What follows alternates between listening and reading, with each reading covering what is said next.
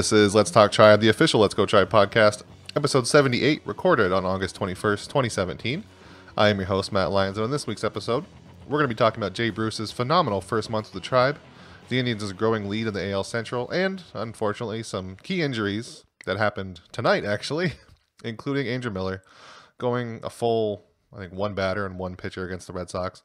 But before we get into all that, I want to thank everybody listening live now on Facebook or wherever or whenever you may be tuning in. Please remember to subscribe to the podcast on iTunes, YouTube, or wherever you listen to your favorite podcast, and consider leaving us a review. Helps us improve, be discovered, all that fun stuff. So, joining me to discuss all this and more, of course, is none other than Mr. Jason Lukart. Jason, how you doing? I'm doing well. You know, it's an exciting day today with an incredibly rare occurrence happening. Of course, I'm referring to Roberto Perez getting an extra base hit. Wow, that was masterful. How long were you planning that? Was it like the second he hit it? I was like, wow, an eclipse and a Roberto Perez run in the same day. There's a decent chance that'll never happen again for several reasons. Yeah, another very good chance. I mean, I guess it could, but I don't think it's going to happen. Yeah, he actually hit a home run, didn't he? It wasn't just an extra base hit. Yeah, second of the season so far, which is good. How dare you mock Roberto, first of all. Total in one swing. That's how you know you're good, is when you can just double everything like that. So that was one good thing tonight, Brian. Jason, every day. But the only good thing tonight yes. here in India. The other bad thing, of course, was that Andrew Miller left. He came back. This was his second appearance since an injury, since being off the disabled list. He faced one batter and threw one pitch, and then he was gone. We don't know why yet as of this recording, but we do know that his velocity was kind of way down. Zach Mizell tweeted right afterwards it was like 3 or 4 miles per hour lower. It wasn't his last outing too, but he stayed in the whole time. This time he was out. So that's not good. Does this fall into the category of, oh no, the Indians are rushing people back, or this is kind of thing you think might have just happened? Yeah, I mean, I don't want to wait. I don't want to guess whether he was rushed back or not. Clearly, something's wrong with him. And, you know, the amount of time he was rested and held out, I would guess wasn't enough. I don't think that means the Indians necessarily missed something they should have caught. But yeah, I mean, he'd be a pretty significant loss, and you know they've recently gotten a lot of other guys back and gotten pretty good news on the looks like fairly soon returns to some other guys. We can get into a bunch of those names in a little bit. But Miller would be a pretty big loss. I mean, you think about the postseason run last year. You could make a pretty decent argument. Probably Kluber, I guess, but I mean, Miller was second or third most important guy in that postseason run. And I know we're all hoping for a similar run.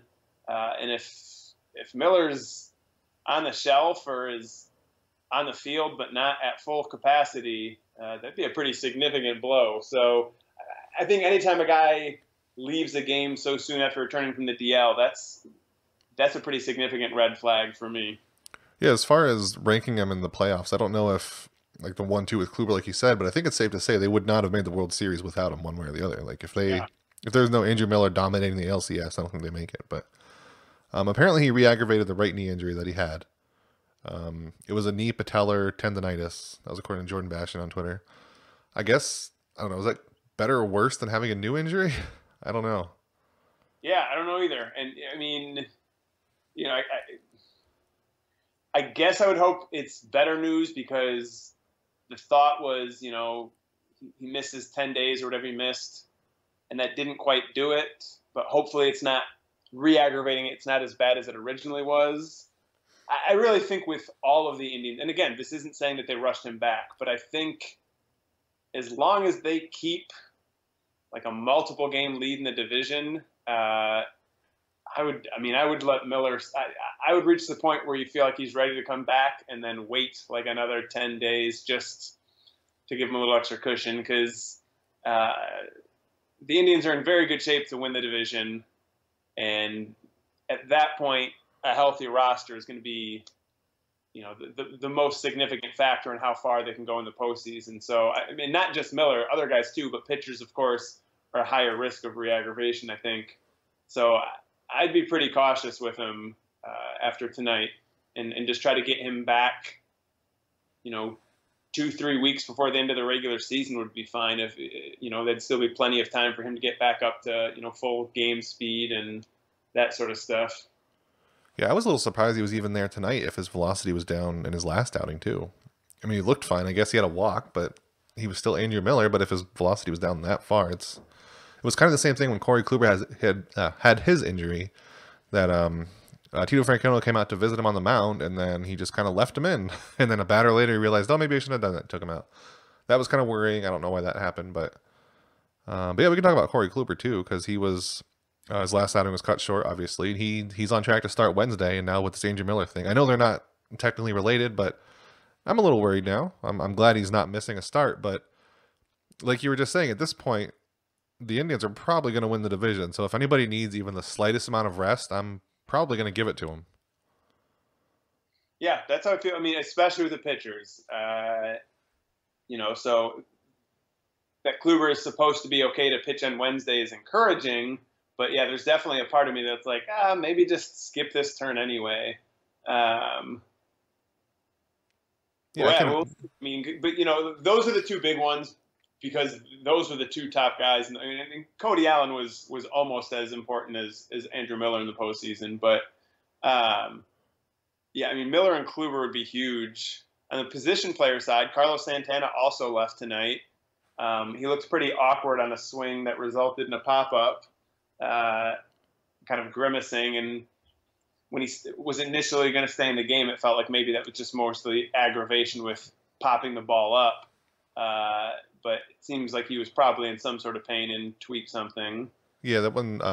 So they're saying that his was lower back tightness, which I guess is the worst thing in the world. That might just be like a day thing, because, like you said, he tweaked it awkwardly. So maybe he's just uncomfortable for now. Maybe that is them being cautious now, because I did hear he also wanted to stay in the game. So it's not quite as bad as Miller, I don't think. I'd be surprised if he misses. On the player side, they've been missing players here and there pretty much all season. But Kip just got back recently and has looked pretty good. Lonnie Chisenhall had a big game for Columbus over the weekend and looks like, he's ready to be back. The last thing I read on Michael Brantley, I think, was yesterday. He had kind of resumed. He wasn't cleared to run, but was resuming like hitting and throwing and stuff like that. And it feels like, another couple weeks, he's supposed to be back. Now, when you say Kipnis looking good or looking good since he came back, are you comparing him to Eric Gonzalez, or? Because he hasn't looked great. I don't know. He's striking out like a third of the time, and he's not like hitting very much. One of the things I was going to bring up is like, are they better off keeping Giovanni Urshela at third because of his defense? Because even tonight he had a couple huge plays, and Kipnis has been pretty bad since he came back, I think. You babble about something for a few seconds while I pull up Kipnis' numbers. Maybe I'm just like... They're pretty bad.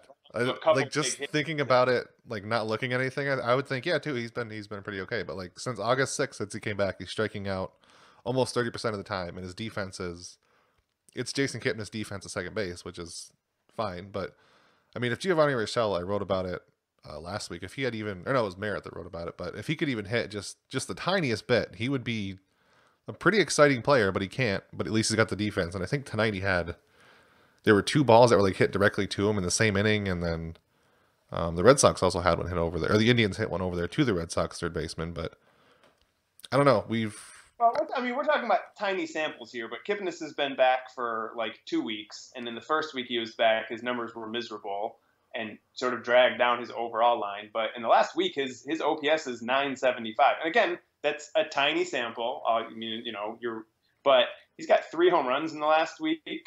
I don't know. I feel like maybe, some rust when he initially returned after missing a month, but the last week he's hit the ball really well. Yeah, I don't know. I'm still glad he's back, but I don't know how. I don't know. Just Jason Kipnis after the injuries worried me for a while. I do think he's better than Eric Gonzalez, obviously by a million miles, but I love that infield of Urshela, Lindor, and Ramirez. Maybe that's why I'm kind of looking at his overall numbers instead, just because I love that defense so much. The guys who can't hit in the lineup. The Indians, tonight's home run aside, already have catchers who can't hit. And if they're going to continue playing Bradley Zimmer, they're playing a center fielder who can't hit right now. Wow. Like, I'm sorry. I know you really want Bradley Zimmer to be great, and maybe he will. he's been terrible. Hey, he has like 4 hits in his last 3 games, Jason.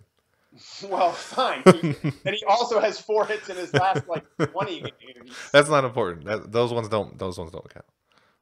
I mean, I love Urshela's defense too, but you can't have 3-4 guys in the lineup who are borderline automatic outs. And Kipnis, when healthy, is a significantly better player than Urshela is. And to me, the last week feels like he's gotten things going. And again, it's only a week of baseball, but I feel like if you're looking at a guy returning from an injury, the most recent week is more important than the week before that one.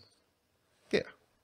So enough of these players that are injured and also maybe not performing great. Let's talk about one who's just insane since he came over to the Indians. Jay Bruce, coming in tonight, he already has 5 doubles, 3 home runs. It's a really high OPS. I wrote a slash line. I'm not going to add it up. It's really high. Just trust me. In Cleveland in his career, he's basically Ted Williams. Merritt wrote about that last week. He probably won't be that good in Cleveland forever, but on the road, he's been great. I think he had another hit tonight. So, holy cow. Did we just all line up and I know Phil Karras, another Let's Go Try writer, he was all over Jay Bruce being traded to the Indians. I didn't want it to happen. I thought it was dumb. I also didn't realize the Indians could get him for basically nothing. But now I just want to kind of, I don't know, just tell Phil I'm sorry and send him a gift basket and say thank you for wanting the Indians to get Jay Bruce, because it's worked out so far. Yeah, I mean, at this point, he's produced enough in his first dozen games with the team to have been worth significantly more than the Indians gave up to get him, which was practically nothing. So, I mean, even if the bottom were to fall out tomorrow and he hardly did anything, it still would have been a good pickup, since the 30% of his salary that he was still owed is almost literally all he costs. I mean, yeah, to me, with what it took to get him, it was a no-brainer. And it's funny to me that apparently the Indians only got him because the Yankees were trying to negotiate and didn't want to just pay the rest of his salary. So it's funny that the Indians were willing to spend more than the Yankees, and that's how they got the guy who's been their best hitter for the last couple of weeks. Yankees is cheap. I mean, for the Mets, I mean, Mets won the World Series pretty recently, so on that level, they're a better team to have been rooting for in recent years than a lot of teams, just sort of automatically, I think. But aside from that, being a Mets fan has the last 2 years had to suck. Their ownership is terrible. They gave Bruce away for nothing just to avoid paying the remaining $4 million on his contract. They can't keep the roster healthy at all, to the point where there's, I think, at least semi-legitimate questions about the competency of their medical staff, because so many of their players get hurt and continue to get hurt, and they let players try to play through injuries, and then the injuries get worse. The Mets are a disaster, and I'm thrilled that the Indians were able to capitalize that and get Jay Bruce for free, basically. Yeah, don't forget they also traded Curtis Granderson to the Dodgers for cash. That was it. Yeah. I mean, he's not great anymore, but still, you think you get more than cash for Curtis Granderson, no matter how old he is. Yeah, I mean, I know they're not the Yankees, but they play in the biggest market in the country. There's no reason they should be nickel and diming everything. There's no good reason they should be nickel and diming everything. Yeah, it doesn't make any sense. And I mean, remember the whole Noah Syndergaard thing where he decided he wanted to pitch, and that's what I mean. Got hurt, guys get hurt, and then are able to convince the team that it's not that big a deal. I mean, and I mean, he's maybe the most high profile example, but there's a ton of them. I just heard Steven Matz has been injured for a while and trying to pitch through it, and now probably needs surgery. It's why do you have your young pitchers trying to your season is done? If someone's pitching through pain, shut them down. What are you fools doing? Are you should send him an angry letter, Jason. Just start with dear Mets, what are you fools doing? Stop the process that's giving the Indians that's true 35 home runs a season for free. Although if they keep being this bad, who are they going to have? The Indians are going to want to take off of them soon. Well, yeah, I mean, that's a fair point, but. So those Indians, with Jay Bruce, with all the injuries, with everything else, with a tough schedule, they're now 5 games up, at least as of now, over the Royals in the AL Central. The Royals and Twins are kind of battling, I guess, for second place at this point for a wild card. And this is all with the Indians. We talked about it last time we had a podcast. They have a very hard schedule in August, and they've just kind of been pretty good with it.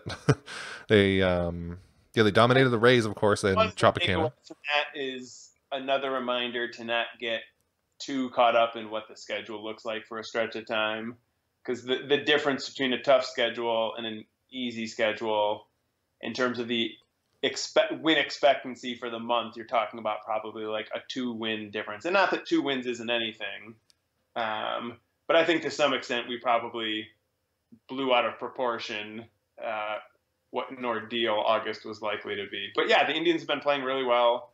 The Twins are in second, and I think, depending on how the games tonight shake out, it'll be like a 4.5, 5.5, or 6.5 game lead for the Indians. Yeah, I mean, taking 2 out of 3 from the Twins and then taking 2 out of 3 from the Royals was a great week. Yeah, and I know the win expectancy is very minimal, but I do think it makes a difference if you're playing a bunch of good teams versus playing a bunch of bad teams. You still have to be the better team, obviously, but I don't know. I think there is an aspect of the schedule is harder in August, and they just kind of beat up everybody on it. It didn't really matter. And it's going to get harder now. They're going to play the Red Sox 3 more times, the Royals again, and then the Yankees. I'll go all the Yankees there. But that's not getting harder. That's just true. playing they already played and just playing them again. Like, it's just kind of a repeat of what they've already done. Yeah. I don't know. I mean, yeah, like, it's harder to play good teams than to play bad teams, but it's just not. I don't know. Baseball just isn't structured the way like the NBA is, where like if you were playing, all the best teams or tough teams in a month, you'd expect to have, a wider variance than in baseball. Yeah. And as far as the second place team goes, those Twins, man.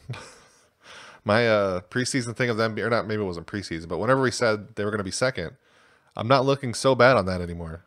And it's for the reasons I thought, too, because they have a bunch of young players on offense who could be really good, and they started to be good, but now Miguel Sano's injured, so he just killed my whole thing. The division just sucks. It's just the Indians and trash. It is, but we talked about who could be second in that trash heap, and you said the Royals, or no, I think did you say the Tigers or the Royals? The Tigers. And then the Tigers. Oh wow, enough that they sort of gave up. But again, yeah, wins and losses, the Twins are much better. Run differential, the Twins are just as trash as the Tigers is. The Tigers are. It's just a crap division that the Indians are fortunately capitalizing on.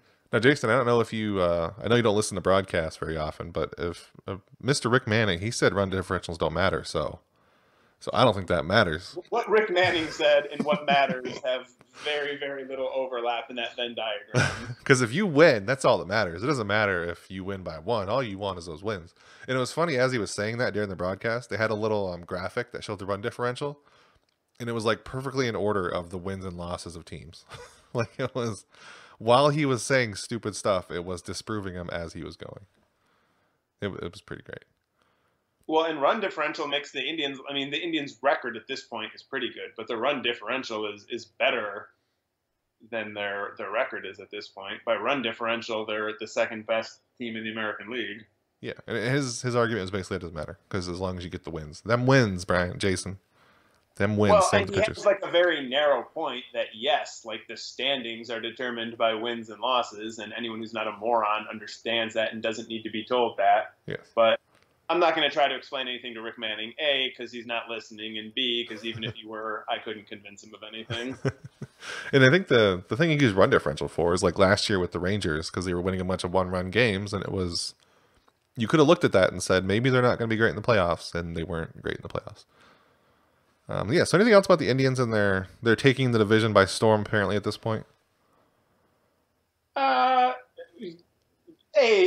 It's totally possible their lead is 4.5 games in tonight, in which case I'll feel good, but it's not like they've got it wrapped it up. B, this is where they should have been all season, is, comfortably ahead of the rest of the division. And I'm glad it's happening.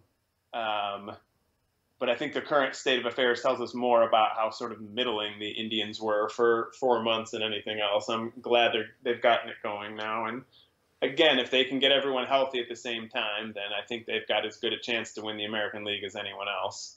Do you see them going to like any kind of competition for the second or even first seed at this point? Because the Astros aren't that far ahead. The Red Sox are definitely in range, and the Astros aren't very far. I can certainly see them catching Boston. I think they're 3 games behind Boston. So if they win 3 of the 4 games in this series, they'll have shrunk that to only a game. I still don't think they're going to catch Houston. I mean, you're right. Houston has not been playing especially well. But I think the Indians are still something like 7 games behind them, and making up 7 games in a quarter of the season is a pretty tall order. Yeah, and as long as they got the division, I think they have that pretty much wrapped. Or not. I don't know. You said you don't do that. I think they pretty much do. It would have to be a collapse. I'd call it a collapse at this point if they don't win it. It'd be a collapse all season long if they didn't win it, just because it's so bad. They were tied for first place. I said I thought they'd win the division. They're the only team that's not bad in the division. So, excuse me, the Twins are not bad, Jason.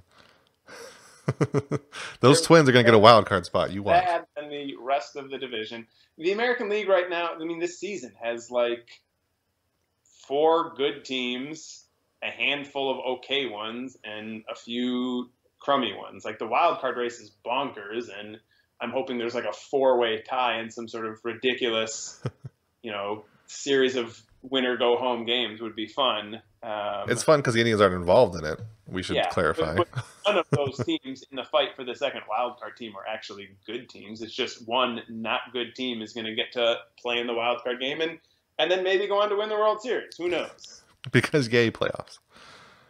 So yeah, that's all our scheduled stuff. But every Monday, every Thursday, what day is this? Monday. Every Monday, we ask you guys on Facebook and Twitter if you guys have questions. We didn't do it this week, but last week we did, and then we didn't do the podcast. But Jason Gruber last week, he asked, is Corey Kluber a lock for the AL Cy Young, right? I mean, first of all, he doesn't have as many, he hasn't pitched as much as Chris Sale, and even if they were even, just as the way his rate stats are now, Sale leads in pretty much everything, like strikeout rate, walk rate, ERA, FIP, it's all close, but Sale leads, and so combine that with the fact that Sale has so many more innings pitched, and that's the counting stats, I don't see any way that Kluber beats him at this point. It's definitely not a lock for Kluber, but it's probably closer than it has any right to be, but I don't think Kluber's going to win it by any means. No, I mean, if Sale doesn't get hurt or have the bottom completely fall out, it's going to be hard for anyone but Chris Sale to win the AL Cy Young this year. And Kluber will probably, if he stays healthy, will probably be second and will have had a fantastic season. But yeah, like you said, the innings difference is going to make it really, really hard for him to deserve or actually win the Cy Young this year. Yeah, but just the fact that it's even this close is incredible, considering how bad he was at the beginning and he missed time. And he's in the American League for 5 years now, so it's fun that they're both pitching so well this season. Yeah. Then Scott 3B on Twitter, he wants to know what's your over under on how many players past 5 Fangraphs WAR. I'd say less than 5, but more than 2. I would just say 2. I'm going to say Ramirez on offense and Kluber pitching. Lindor is the closest next position player. I don't know if he'll get to 5. He'd have to be really good over the last month and a half. What do you think, Jason? Is 2 about the right number, or do you have anybody else who might sneak in there? Yeah, I mean, Carrasco's the other guy who, in theory, could get there, but it would take a pretty fantastic last quarter of the season from him. Lindor could get there, but again, it would take, I mean, he's been playing really, really well for a month now, and I don't know what his WAR was at a month ago. I would guess if he kept up his numbers from the last 30 games for the next 40 games, he'd be really, really close to 5. But that's a lot to ask to keep up his level of production from the last month. Yeah, I think, Kluber's already there. Ramirez is on pace to get there. I think it's more likely that Ramirez doesn't get there and it's just Kluber than that a third player joins it. I would bet on 2, but if it's not 2, I would bet on it being only 1 rather than it being 3. Oh, that's a good point. Yeah, fine. 5 WAR season is a great season. Like that, the Indians are going to have 4 guys with 4 WAR instead. Is not some sort of terrible news or anything like that. Yeah, and they also have like the Edwins and Santana who don't play defense, and when they do, it's not very good. So their WAR is never great, but they hit the ball really well. So they're not a terrible team overall, even if they don't have a bunch of 5 WAR players, because that is a pretty high mark to hit, I think. Yep. So Jason, as we talked about a little bit, upcoming schedule, got the Red Sox another 3 games. I don't know what happened tonight, if they've won or lost yet. They're tied 4-4 in the 9th at the moment. Oh, good. Let's extend this pointless game. Everybody's getting injured. Awesome. Let's do that. I want more of that. But anyway, they'll finish this up. They'll play the Royals again, and then they'll face the Yankees, which for me is my mini World Series every time they play the Yankees because I'm surrounded by so many Yankee fans that I need them to win it for my soul. So the last one was rough. That was when they split the 2-2. I had a couple bets on that, and it just split. So at least there's no splitting this time when they play the Yankees. Well, you say that now. If they get swept, you're gonna. They had won 1.5 games somehow. Win one game and have what would they have to do? Like lead at the half and then have it postponed and it never gets made up or something crazy. Yeah. So what do you got coming up exciting in the next week or so? I've got a school year starting and a couple dozen or so fourth graders about to either make my life a wonderful, joyous exploration of learning or a hellish slog through the next 9.5 months. Now, do you see a lot of like baseball? Like, I don't know kids besides my own really. Is there like a lot of kids with baseball backpacks? And I don't think kids trade baseball cards anymore. But I don't know if I've ever seen a baseball backpack on one of my students. I have kids who are into baseball. I mean, really, no baseball backpacks? Is that just like a backpack with like a baseball team on it? Yeah, because I'm not even like a main city. I'm just in the New York range, and I've seen a Yankees one. No, it's all. I mean, it's either like a plain backpack or like a backpack with like fictional characters on it. That's lame. Although it's better than a Cubs one, I guess. Or better than a Yankees one. Yeah, it's way better than the Yankees one. Being in Chicago, as you would imagine, last year at this time, I had quite a few kids who were into baseball and kids who missed school to attend various parades that I'd rather not get into. It's cool if that happened. There's baseball fans. I don't think there's a lot of kids that are like actually watching a ton of baseball for no other reason than they have to go to bed long before a baseball game tends to end. Yeah. But yeah, I'd say baseball's fairly popular where I live. That's good. Yeah, I never know because I've only been to like Cleveland a couple times. Like I've never been in big major cities that have teams, and it's always weird. Like everybody likes the same team there. I'm not used to it. I don't know. It's weird. But my son, he is trained to like when he sees the Yankees logo, he knows those are the bad guys. Well, it's like that kid with the Yankees backpack. He's like, he has a backpack with the bad guys. It's like, yes, I did something right. All right, punch Jason. him, Daddy, punch him. Take him out. That is our podcast for this week, everybody. Thank you for listening. Hopefully the Indians win. Hopefully nobody else gets injured. And we'll talk to you next week.